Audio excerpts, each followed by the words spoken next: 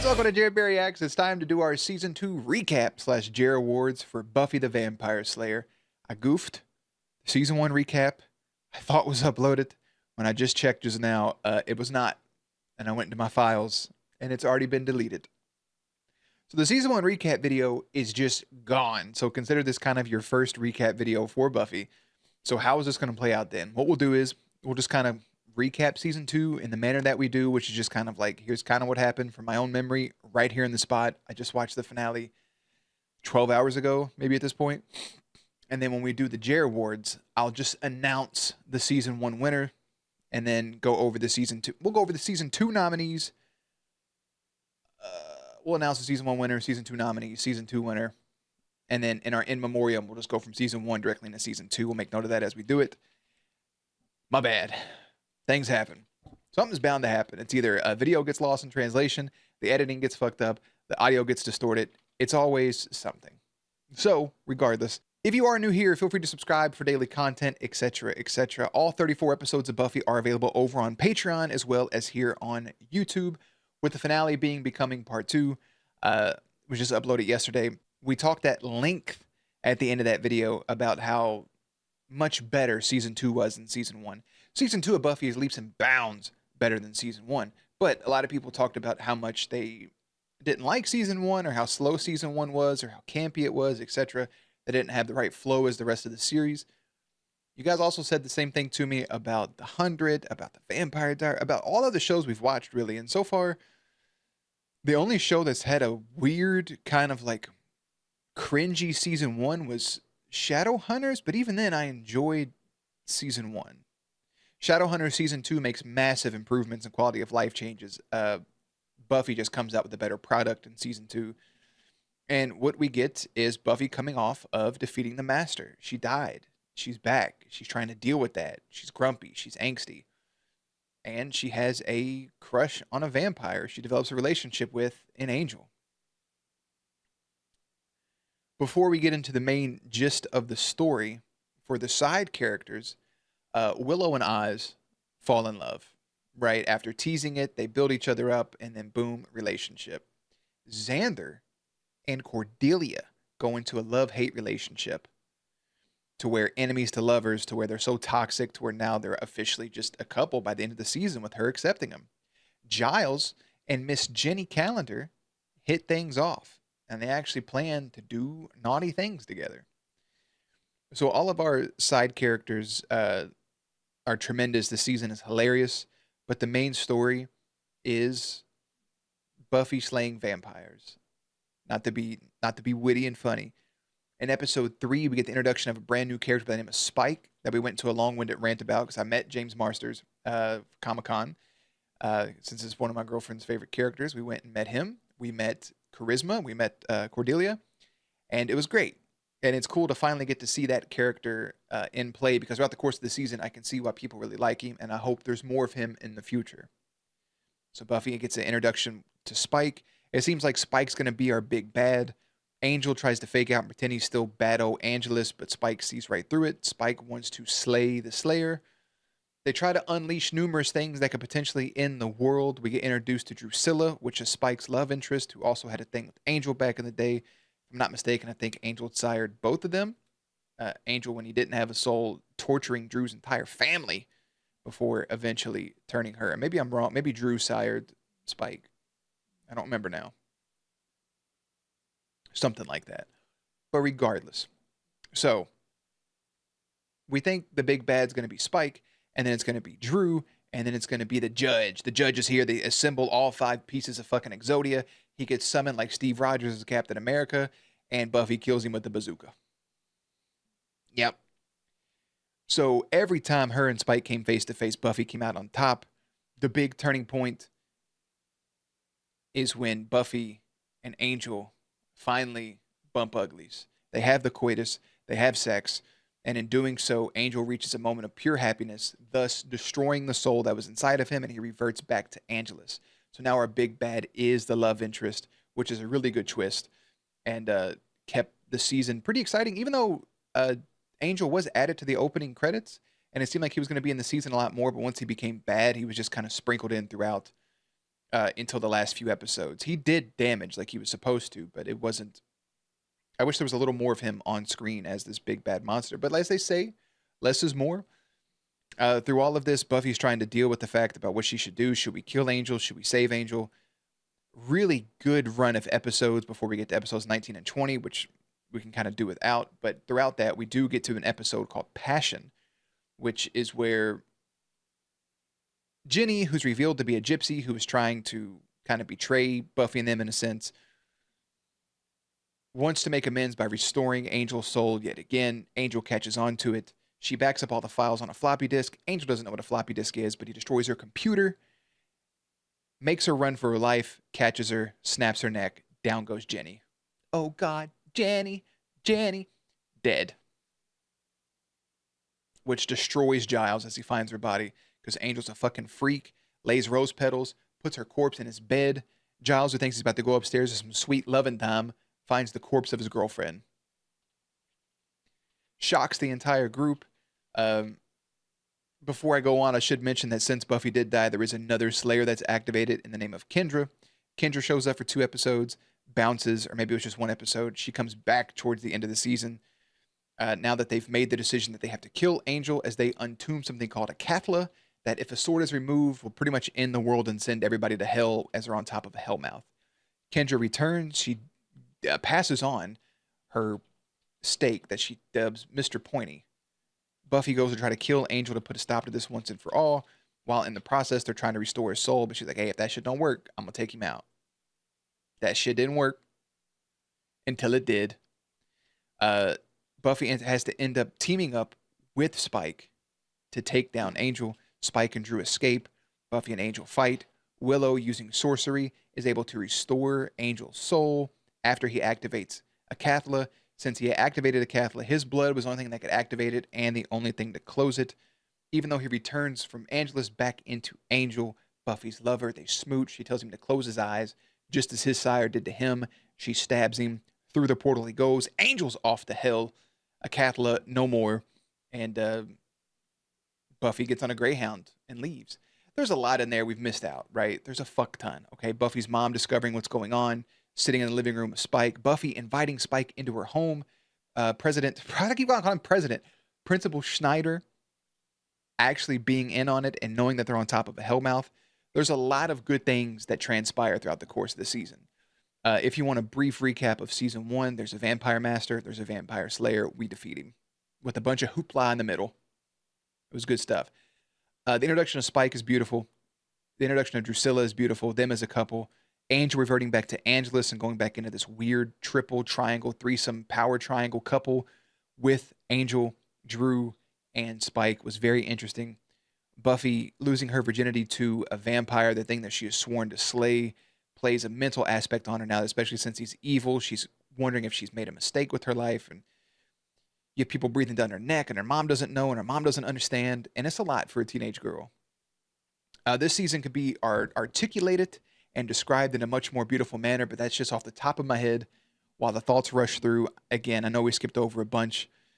The big looming thing is, I don't think I mentioned that Drew killed Kendra.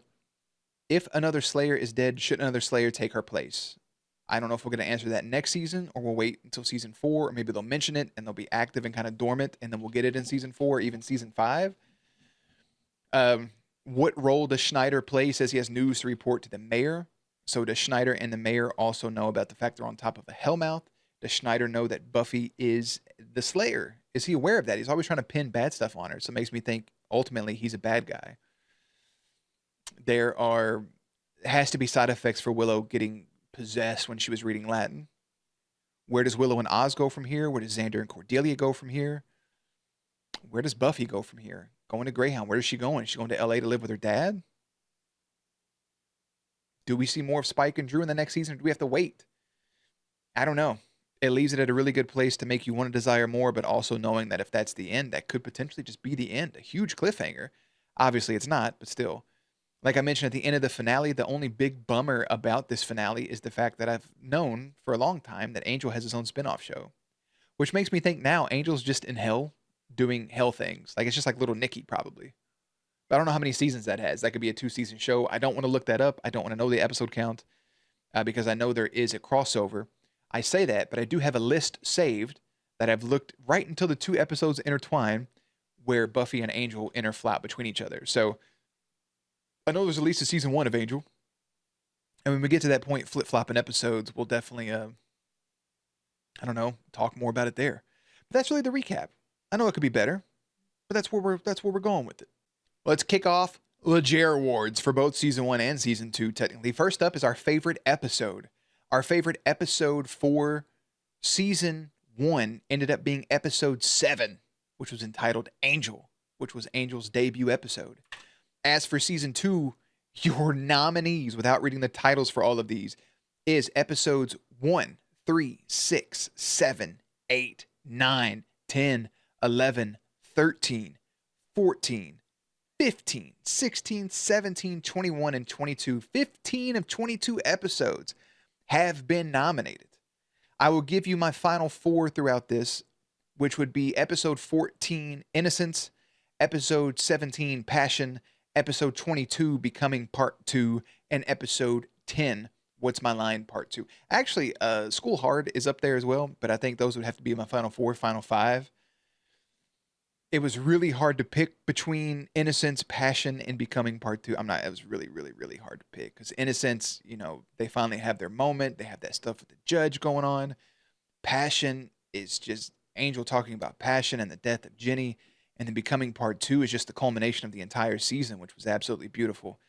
I really sometimes hate picking finales for my favorite episode because it seems that's what you would do anyways. Like, it just seems like what it would be. Because sometimes that is the best episode is saved for last, or at least it should be.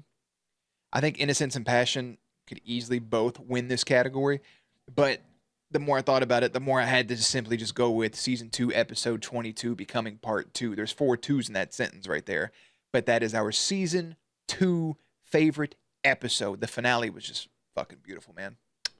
Absolutely beautiful. For favorite scene, your season 1 winner was Buffy faking out Luke with the sunrise bit. She was like, oh, look, the sun's coming up. But then it was really midnight.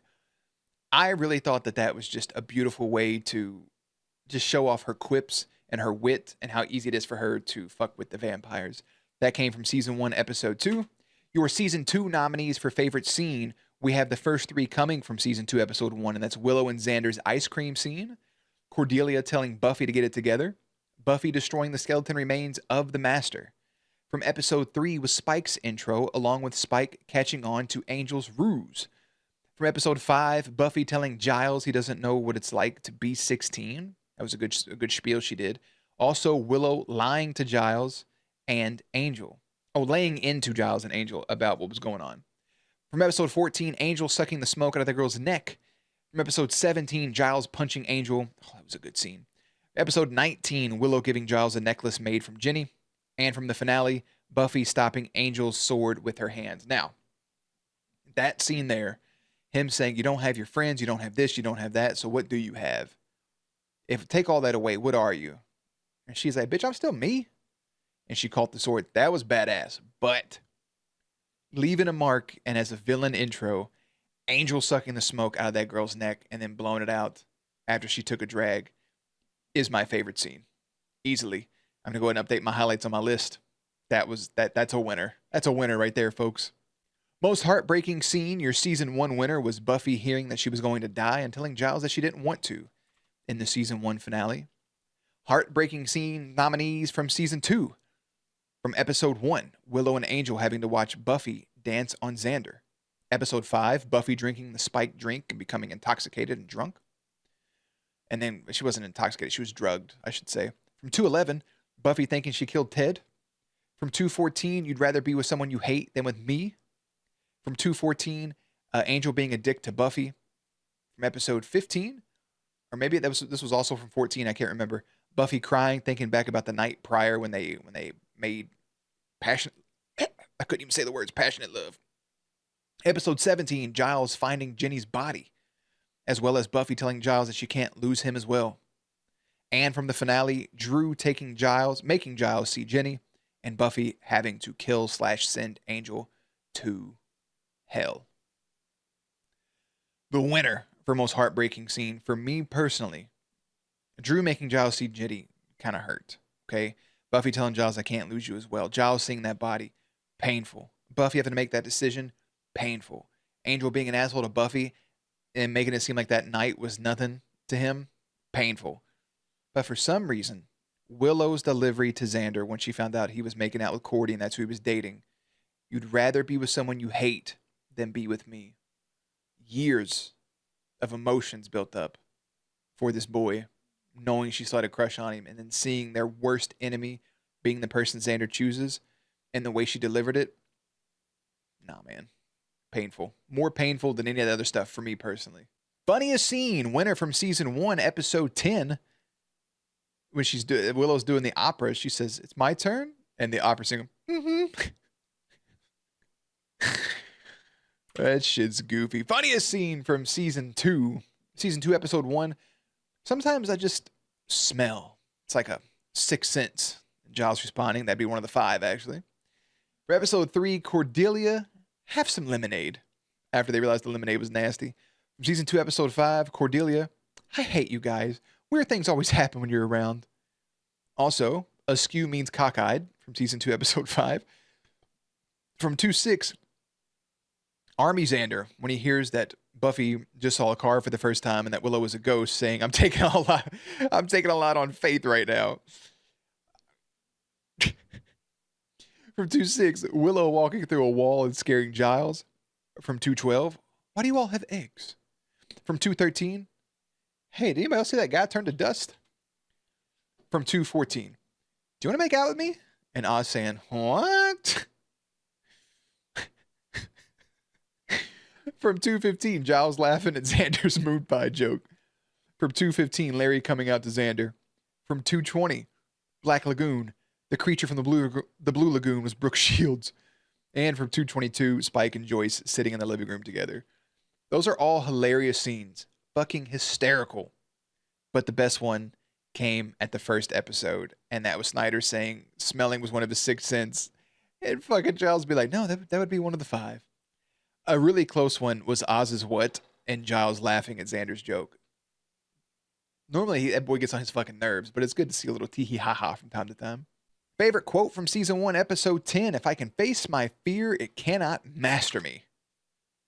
That's what the master said. And then, from season 2, episode 8, favorite quote, it's Buffy to Giles saying, I'm so used to you being a grown-up, then I found out you're a person. I'm so used to you being an adult and having to do all of these things. I just thought you were grown up and immune to life's traumas. But here you are, just a person. Favorite kill from season 1 was Buffy killing the Master in the finale. Your nominees for season 2, episode 1. Buffy super kicking the vampire into a tree. Buffy killing Ford after he resurrected in 2-7. Willow killing a vampire in 2-10. Buffy killing Ted in 2-11. Buffy killing the judge with a bazooka in 2-14. Angel killing Jenny in 2-17 did make the list. Drew killing Kendra in 2-21. And Buffy sending Angel to hell / killing him in 2-22, aka the finale. Drew killing Kendra was my front runner because I forgot to make a note about the actual winner.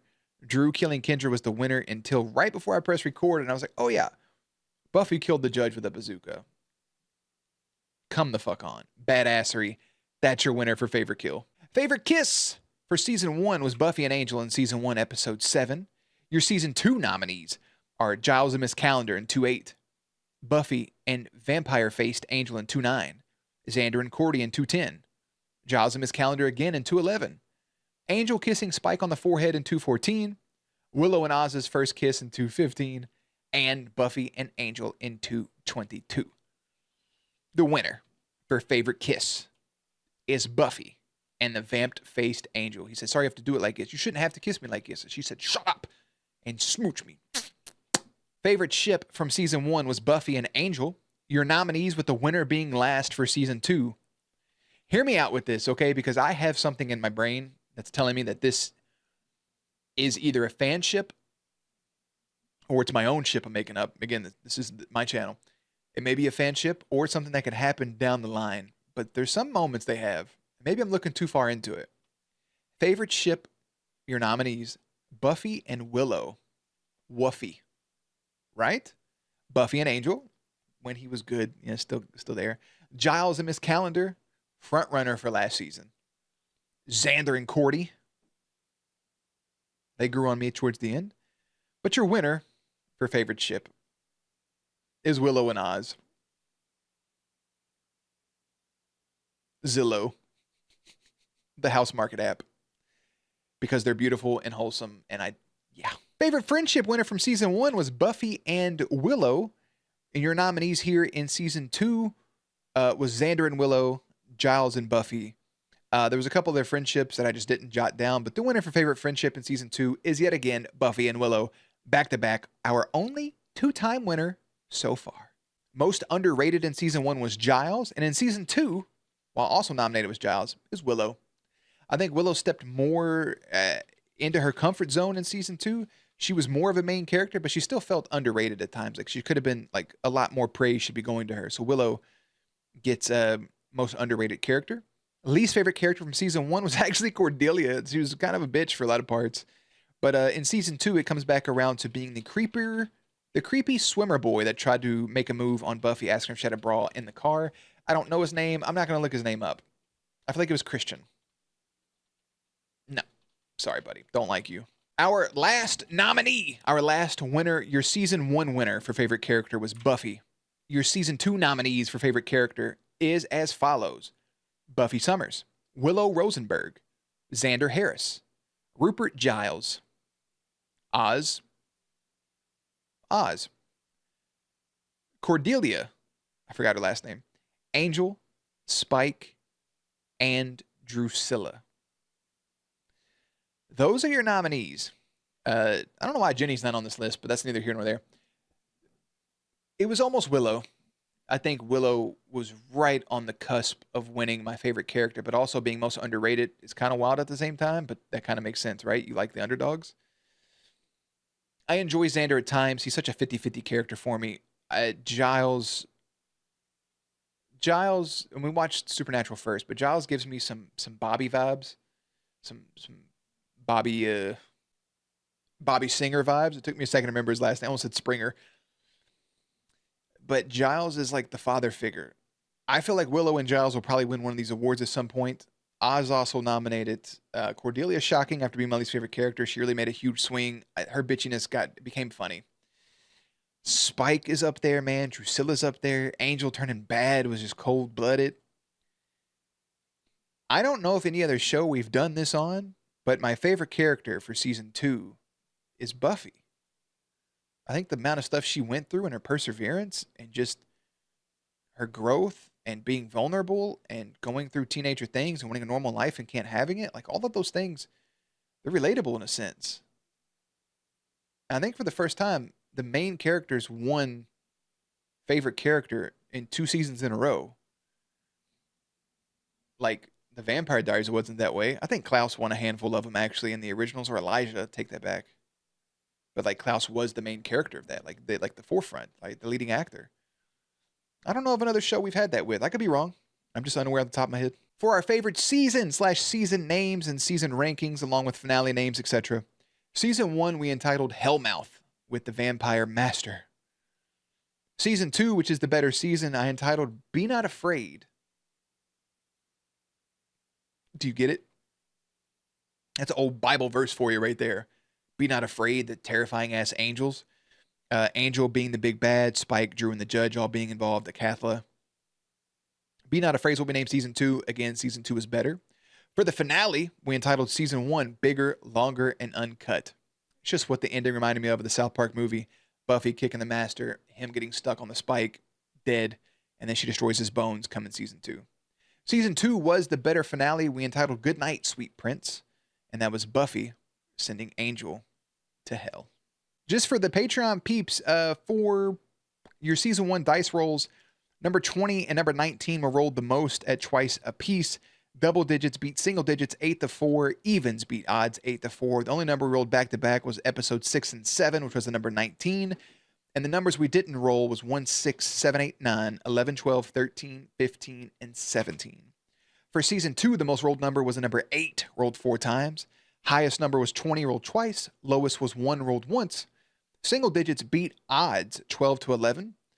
Odds beat evens 12 to 11. Or single digits beat double digits. You knew what I meant. Back-to-back rolls happened in episodes 4 and 5 with the number 8. The number 17 was rolled on episode 17, and the only numbers we didn't roll was 6, 10, 14, and 16. And now it is time for our in memoriam, in loving memory, in loving piss, whatever you want to say. Rest in peace to the following characters: Chris, Thomas, Jesse times 2, Luke, Dr. Gregory, Catherine the Great, trapped as a statue, the Wolverine vampire, She-Mantis, random vampire, Herbert the pig, Principal Flutie, Hyena Doctor, the Three, Darla, Neck Snap Guy, Fritz, Moloch, Emily, Morgan, Mark, Sid, Kevin, Buffy, and the Master. For season 2, the Super Kick Vampire, all the vampires staked by Buffy and Angel, Stefan, Meredith, Jake, Kathy, Daryl Twice, Vampire Vamp, or Random Vamp, Billy Fordham, and then Vampire Billy, Randall, Deidre, Philip, Igon, Miss Kalish, Octorus, Norman, Patrice, Ted, Tector, Mother Bazour, Dalton, Enos, Inyas, I don't remember how they pronounced it, the Judge, Teresa, Vampire Teresa, Jenny Calendar, Celia, Tina, Dr. Becker, Der Kinstad, Ellen, Grace, James, Nurse, Greenlee, Coach, Marin, whatever it was, human version of Angel, and Kendra. Again, Billy, Ted, Jenny, human Angel, Kendra. Rest in peace to those peeps, and that is a wrap on season number 2. It was a good one. It was a banger. I mentioned at the end of the finale that seasons 3 and 4 tend to be shows' best seasons. Game of Thrones, Breaking Bad, The Vampire Diaries, The Originals, Teen Wolf, Stranger Things, Lucifer. It's a Legacies. It's a reoccurring theme over and over and over again. I look forward to season 3. Look more forward to season 4. We ended this show ended with such a good bang. Season 3, episode 1 will be entitled Annie, or maybe it's just Anne. I'm not quite sure what that is. And we'll see where it picks up. At the beginning of season 3, we'll talk about a couple burning questions I have remaining, and then we'll go from there. So thanks for hanging out. Thanks for watching the recap. As always, my friends, links and everything will be in the description box down below. Playlist up on screen. Stay cute, stay hydrated. I'll catch you on the next one.